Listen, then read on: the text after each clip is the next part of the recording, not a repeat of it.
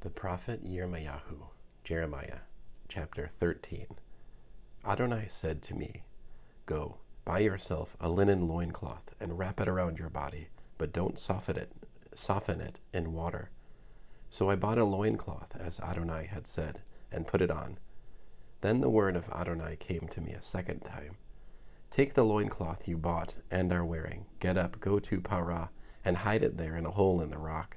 So I went and hid it in Parah, as Adonai had ordered me. A long time afterwards, Adonai said to me, Get up, go to Parah, and recover the loincloth I ordered you to hide there." So when I went to Parah and dug up the loincloth, but when I took it from the place where I had hidden it, I saw that it was ruined and useless for anything. Then the word of Adonai came to me. Here is what Adonai says. This is how I will ruin what makes Yehuda so proud and Yerushalayim so proud. I will ruin this evil people who refuse to hear my words and live according to their own stubborn inclinations, who go after other gods to serve and worship them. They will be like this loincloth, which is useless for anything. For just as a loincloth clings to a man's body, I made this whole house of Israel, and the whole house of Yehuda cling to me, says Adonai, so that they could be my people, building me a name and becoming for me a source of praise and honor. But they would not listen. So you are to tell them, this is what Adonai, the God of Israel, says. Every bottle is filled with wine. Then when they ask you, don't we already know that every bottle is filled with wine? You are to answer them. This is what Adonai says. I am going to fill all the inhabitants of this land, including the kings sitting on the throne of David, the Kohanim, the prophets, and the inhabitants of Yerushalayim with drunkenness. Then I will smash them one against another, even fathers and sons together, says Adonai. I will show neither pity nor compassion, but I will destroy them relentlessly.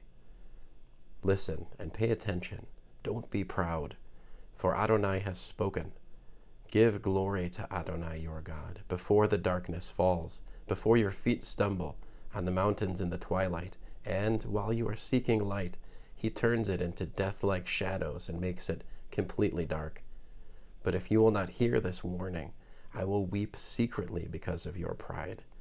My eyes will weep bitterly, streaming with tears, because Adonai's flock is carried away captive.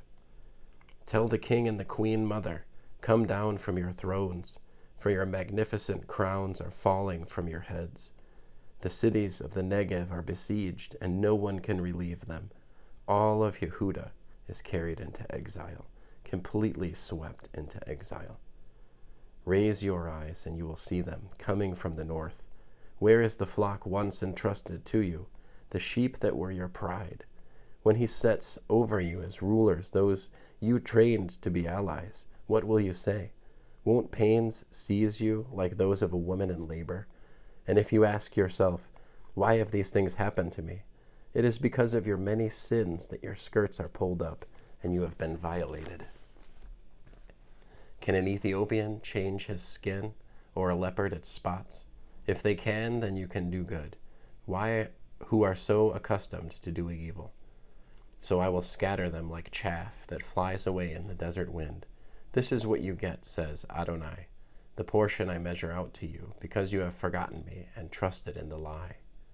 I myself will lift your skirts above your face, and your privates will be exposed. On the hills and in the fields I have seen your abominations, your adulteries, your lustful neighing, your shameless prostitution. Woe to you, Yerushalayim! You refuse to be purified. Won't you ever allow it? End of Jeremiah chapter 13.